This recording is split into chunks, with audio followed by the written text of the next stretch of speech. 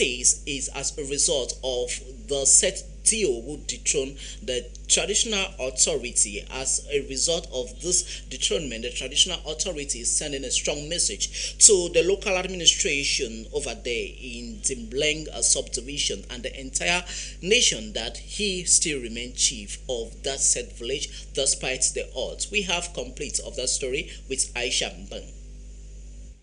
Tension has arisen in the Songleng village following a ministerial order declaring the current chief of Songleng illegitimate. This has brought division in the community as His Royal Highness Chief Makon of Songleng village in Dibang subdivision tells the divisional officer of Dibang that he has no right to get into his village. Ils disent ce que j'ai fait.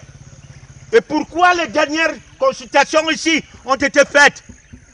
Après la première consultation. Et pendant ce temps, celui qu'il veut nommer chef s'est mis à bagarrer devant le sous-préfet. Et il n'a pas réagi. Il n'a pas réagi. Le chef qu'on veut mettre là a battu il battait son fils, son frère aîné devant le sous-préfet et le commandant de brigade. Et le commissaire spécial. C'est quoi? Je n'ai pas participé au rassemblement du 20 mai. Je n'ai pas donné l'argent. Le 11 février, je n'ai pas payé. C'est quelle injustice? Le Cameroun a maintenant. The blockage of the road denying access to the divisional officer came after the divisional officer dethroned Chief Makon, who has ruled the village for about 18 years now, in favor of the son of the regent chief who lives in Europe without any consultative talks. Je suis le frère, le fils et le dernier de mon père. Tout ce monde connaît. Et Yumbi, le sous-préfet de Diban. Si c'est comme ça qu'il va travailler, c'est lui qui organise tout ceci. Et on va voir s'il va rester ici. According to the dethroned chief, the chief they want to enthrone got his senior brother world beaten in front of the divisional officer and the forces of law and order, but he wasn't cautioned. Songleng village is now divided into two, as some inhabitants are behind the new chief and the majority with the chief who has ruled the community for the past 18 years.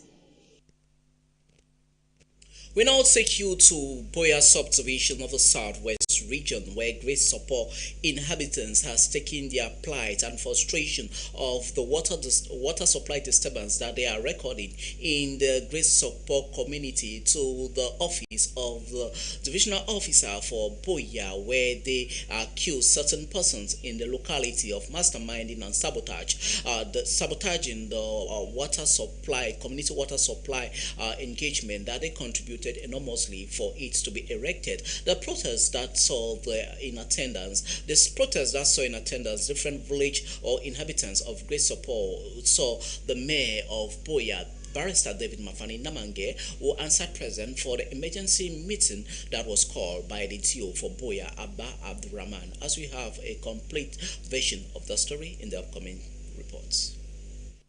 Small Support inhabitants, an area in the Boya subdivision of the Southwest region, are making their voices heard concerning an calculated attempt of the hijacking of their community water project by the second deputy mayor of Boya, as they say. The reason why we are here today is because there is a well-calculated attempt by the second assistant DO of Boya municipality to hijack our water project and give it to the natives. We have had water crisis for quite some time, and the DO of Boya came to settle the problem.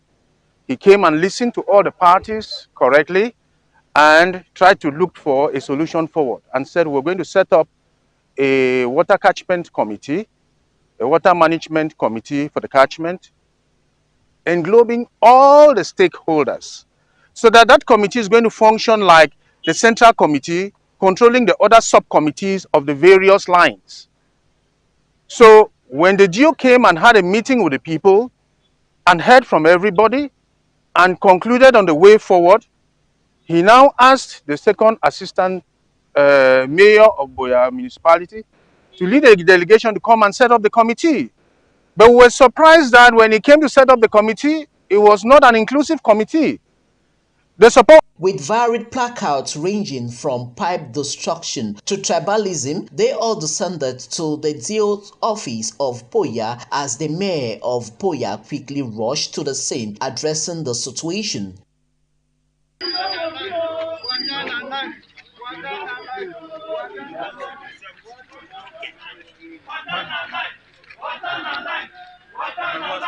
Population for support will be there. They get small argument amongst themselves for the waterway they but we realize say no be only support will be there with the catchment they use that water, other stakeholders and this all in all 6 stakeholders and this so the association for boys and girls they for they be things that they get for manage others and 2 things in our village but we talk say all man get for come put hand more tie the bundle because that water na for all man and if that water dey still serve right up to Bojongo.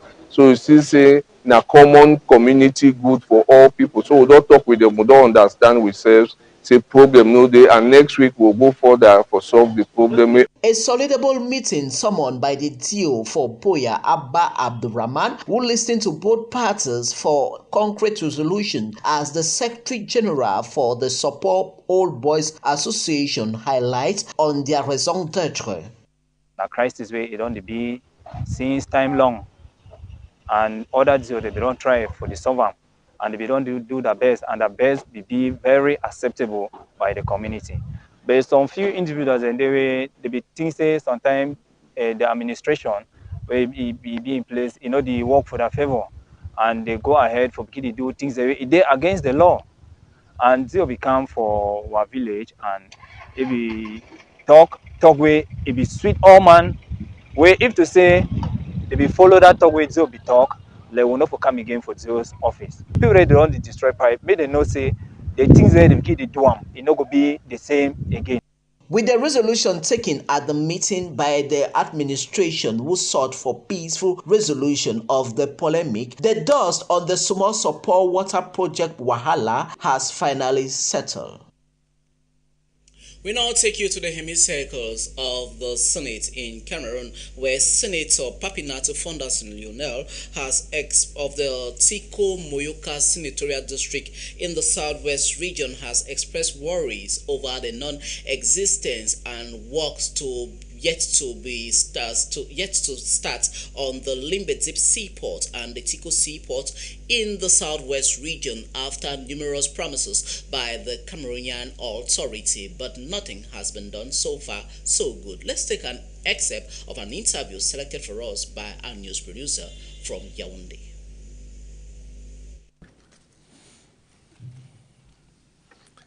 Thank you, Mr. President, for giving me the floor to address a few worries at this point in time. I'll also join my voice to the previous speakers to welcome all the members of government who are here with us today, and most especially the Minister of Transport and his delegation. Mr. Minister, I'm sure you're surprised to see me coming up here again today because I have always been coming up here at this rostrum for the same pertinent reasons. I am happy that my colleagues who are members of the Foreign Affairs Committee have already addressed most of the worries I have. And a few minutes ago, some other colleagues, especially Senator Enwe, took the rostrum to address some of the worries we have. As you see, Mr. Minister, I want to talk about two major issues, which have been talked about over and over and over. We are talking about the Tiko, rehabilitation of the Tiko Airport and the Limbedip Seaport. You will say it is repetition, but it is not repetition. Everybody knows where his shoes are pinching his feet. We are saying this because we are politicians from this part of the country. We represent people from this part of the country. Time immemorial, even those who were representing our people before us, they have been clamoring for these particular projects. And the head of state has actually granted them. But why are they not taking off is a cry and plea of our people. Every day they make a mockery of us. Whenever we attend all sorts of political rallies and stuff, the first question is, when is the deep sea port starting? When is the Tiko Airport starting? Please, Mr. Minister, I saw the replies that you gave in the report. I am very happy, and I know you too, you are very concerned with this. But there are a few things which I want to still bring out here, and maybe you have clarifications for us. In 2023, the site for the Tiko Airport was relocated, and you actually made announcements that work will start then. I have excerpts. I was part of a delegation that visited the site with a contractor. So a contractor had already been selected to do this job.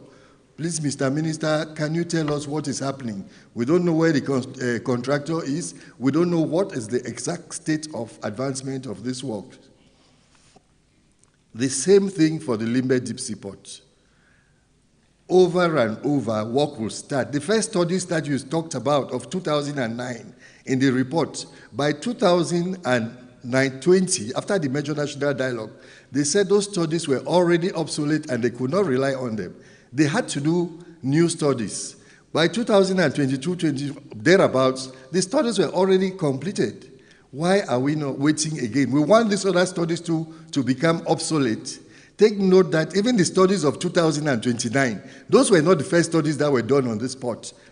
Like the former Senator Enwe said, when we were young, we had seen people even who came to start works on this seaport. So we don't know. It looks like it's a game that they are playing to us and to our people.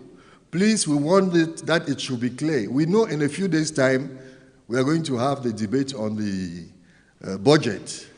Mr. Minister, I hope we will see things on this budgetary orientation to assure us that some work will effectively start. I'm sorry if I'm taking too much time on this, but take note that it is not only me, it is the entire people of our regions. In fact, I don't want to use certain divisive words here, but as if people from some areas are being given promises which will never be realized. We want our people to remove this idea from their head. Let them know that our President of the Republic has authorized these projects and they are going to start and they should start. Minister, thank you very much. I know you too, you are very bent on seeing these projects come to light during your own era of in place as minister. And I'm very grateful. I know all the other members of government too from our area are praying and crying that this project should start so that our people should stop making a mockery of us, the politicians. Thank you very much. As you see, Mr. Minister, I want to talk about two major issues, which have been talked about over and over and over. We are talking about the rehabilitation of the Tiko Airport and the Limbe Deep Sea Port. You will say it is repetition. That was Senator Fonderson Lionel Papinato from the Tiko Moyoka Senatorial District in the southwest region of Cameroon. We now move on to Bamenda, where some 5 police officers in the Bamenda Central Police Station has been distinguished by the hierarchy for their fight against criminality and human trafficking. This was during a special award ceremony that was organized by the regional delegate for the national security in the Northwest region, as Aishamben reports. It was a joyous occasion as 5 officers from the Bamenda Central Police Station were honored with letters of commendation for their bravery in tracking down human traffickers. What it takes is hard work. Hard work and nothing but hard work. You know, congratulatory letters are given to elements to distinguish themselves positively. And their bosses have to render account to hierarchy so that they are giving letters of congratulations. So we are here today to give received letters of congratulation to 5 of our collaborators of the Central Police Station who distinguished themselves positively. When I was giving the letters, I read exactly why these letters were given to them. And the Delegate General for National Security, after the courageous act of this element, decided to give them these congratulatory letters. And myself, as the regional delegate for national security, I thought it wise with my collaborators to come and hand it over to them personally to congratulate them for a job well done. So the letter that we are giving them today is a reward for hard work. Satisfaction, appreciation, and joy could be seen on the faces of the attendees as they acknowledge the significance of the occasion and the importance of recognizing the bravery and dedication of these outstanding police officers. It is well stated in their letters. They caught some people with human bones and human bone traffickers, and they also attacked an armed group, terrorist armed group, that resulted in neutralization of some terrorists, and they came back. They seized an assault gun from these terrorists. So I think that's an act, a courageous act that merits to be appreciated by hierarchy.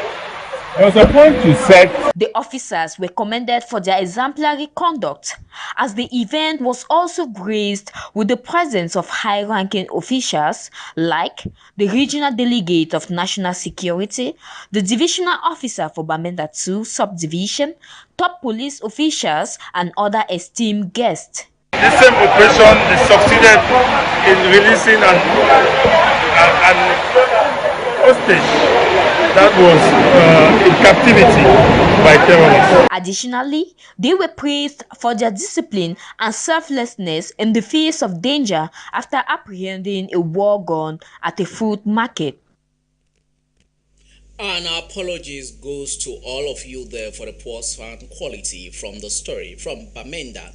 We remain with one of our top stories, as we did mention earlier. The people of Misaka village, a second-class chiefdom in Tiko subdivision of the Southwest region, has taken their disappointment on their judicial police sector in the region following the illegal and weak skin of their traditional ruler, Chief Daniel Dipoko Mikondo, over a minute issue that has led him to be incarcerated over there in Buea. This incident took place recently at the Bongo Square Ceremonial Grandstand in Buea, as our reporter tells us more.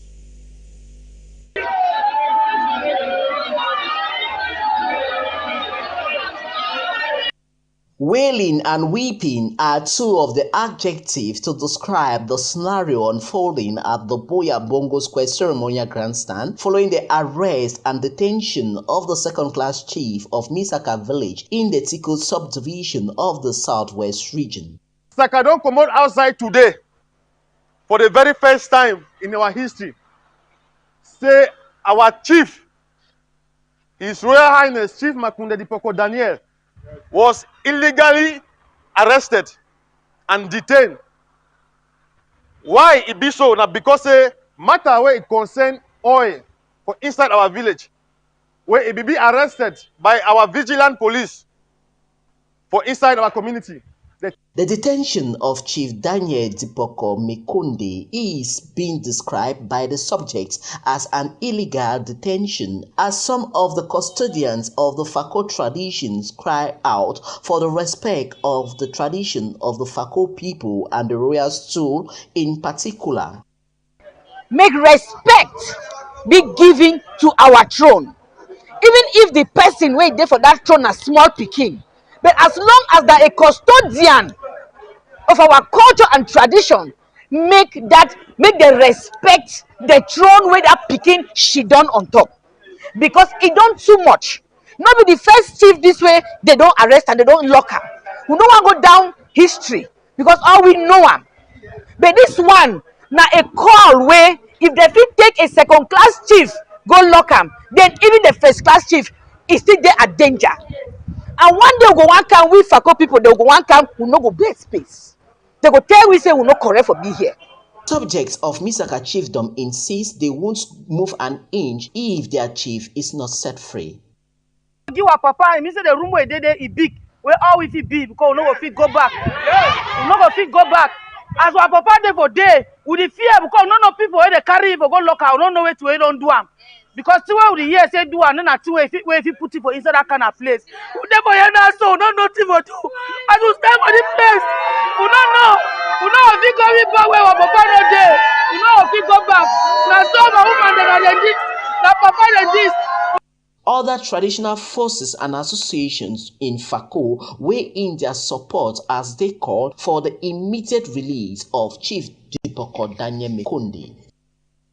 Fortunately, we go for prisons, for go see, we meet up with Paramount Chief for day, we meet up the president of Fako Chiefs. So they don't talk, say they go release him and some more wait. But we see with brothers from Mongo where they come. They say they're there for Bongo Square here. We don't come meet up them for here. We don't give them the message. Say they say they go release it. We beg this government. Say as if they go here, may they release with Paramount Chief for Mongo, second class Chief Dipoko. May they release it. With the assurance made by the hierarchy of the judicial sector in the southwest region on the release of Chief Daniel Dipoko Mekondi, the Misaka people and Fako at large are putting their finger crossed for this promise to be materialized. To our viewers in Cameroon and around the world, you are watching High Prime and we are coming to you live from our news studios here in High Television. We now move on to one of our late stories. As we did mention earlier, the royal chief of Wassa village, His Royal Majesty Chief John Ewome, popularly known as Moja Moja, his royal palace has suffered from an arson attack allegedly committed by the elements of the Anglophone separatists as they left a note with their imaginary flag of an imaginary state over there in Wassa village of Fako division in the southwest region. The incident that occurred this night of 15th of July, which was a Monday 2024, has led to the wagging of many tongues as many are calling for the reinforcement of security elements over there in Wassa village and the Royal Palace in particular. A completion of that story with you, Aisha. It was in the early hours of Monday the 15th of July 2024 that a section of Chief Ewume John Eko, aka Moja Moja's palace in Wassa village, Boya in the southwest region, was destroyed by fire. According to residents, they suspect the attack was carried out by suspected separatist fighters. The incident, which occurred on Monday morning around 2 a.m., took all by surprise, but the extent of the damage is yet to be determined. So far, no injuries have been reported. Nevertheless, those who came to the site to put off the fire said the contents of one room were completely damaged, while they found a notice outside warning that the days of blacklegs are over. Additionally, they also found a blue and white flag hung on the door. Worthy of note is that Moja Moja, also being the chief of Wassa village, is a former B element who was arrested this year after he alleged that a military coup in Cameroon had been planned. Moja Moja has also been known for his fight against criminalities and separatist fighters. The big question now in the midst of this incident is, where is Moja Moja?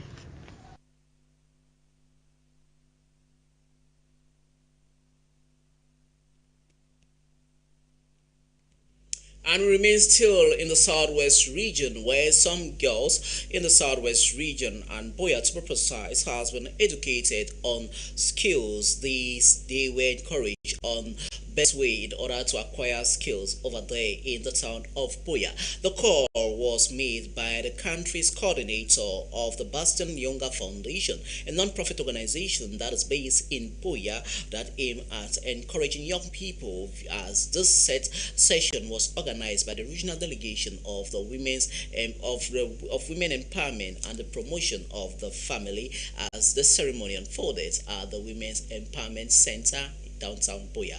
Alice Lekeliengu was there and at us. It is weekend with the girls in Buea and the Battiston Younger Foundation, partnering with the Ministry of Women Empowerment and Family, are out to train these girls on different skills. This is actually in two phases. We have the weekend with the girls, which involves girls from 12 to 21, and there's also another activity which is a weekend with the boys, and for the same ages. It's in collaboration with the Ministry of Women and Family Affairs. They decided to organize this event, during the holidays for young boys and girls to be able to teach them, certain skills, certain things which, they necessarily do not learn from in school. And so the Bastion Younger Foundation, as one of the partners of the ministry, were invited to come and accompany, the ministry in this work, to be able to train girls, to be able to train boys, and to be able to empower them. Having the vision to empower girls, youth, and the vulnerable in the society, the Battiston Younger Foundation, though a baby foundation, has been recognized by the government and was called as one of those to impact skills on the girls. You are beautiful girls. Today we are here to celebrate you, your potential and your journey ahead, your amazing journey ahead. This event is not just a place, but an experience which will transform your lives. It's a place where you can be yourselves, where you can try new things, and where you can learn things which you might not be able to learn in school. This is the time when you'll be able to discover who you are, what you are passionate about, and the kind of person you want to become. While looking forward to having the weekend with the boys, the public is called upon to keep fingers crossed and look forward to what Battiston Younger Foundation has to offer in and out of Cameroon. Alice Lekeliengu Ikomi reporting there. We now take you to the campus of the University of Buea, where the head of the Journalism and Mass Communication Department in that said university, Dr. Lizzie Nenge Wanchami, has defended her second PhD degree. This took place at the boardroom of the Faculty of Social Management Sciences. Then the said PhD defense took place over the weekend, as our reporter Daniel Komimbua tells us more. Dr. Nenge Lizzie Wanchami, head of Department for Journalism and Mass Communication at the University of Buea, has defended her PhD thesis on the topic Journalist Appraiser of Press Freedom in Cameroon. With the number of challenges faced by some journalists within the corridors of the profession, coming up with such research topic was imperative. Cameroon press freedom has always been on a decline based on the World Press Freedom Index. And there's actually need for us to understand this and strive as much as possible to redress it for us as journalists and journalism trainers. It gives us a significant assessment of on the perception of journalists who are the practitioners, better understand how we can redress the issue. Taking place this Saturday, July 13, 2024, at the faculty boardroom, witnessed a cross-section of 5 jury who all examined the work and gave their contributions. Professor Kingsley Lyongalangange, main supervisor of the thesis, attests the relevance of the topic and how it will add value in the journalism profession in Cameroon.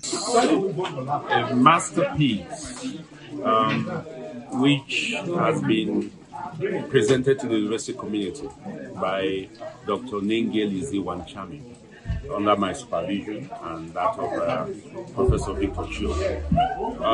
It is a very timely topic, and as you know, which was also my focus during my Fulbright stay in the US. And so press freedom is universal and topical.